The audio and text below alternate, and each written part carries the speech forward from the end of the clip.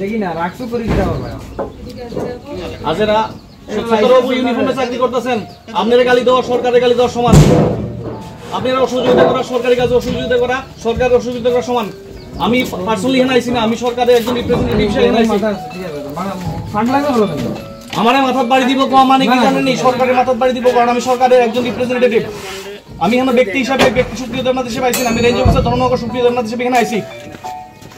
আপনি সত্য মোহাম্মদ আব্দুল সত্তার হিসেবে আইছেন না এখানে আপনি বিরোধী সদস্য হিসেবে আইছেন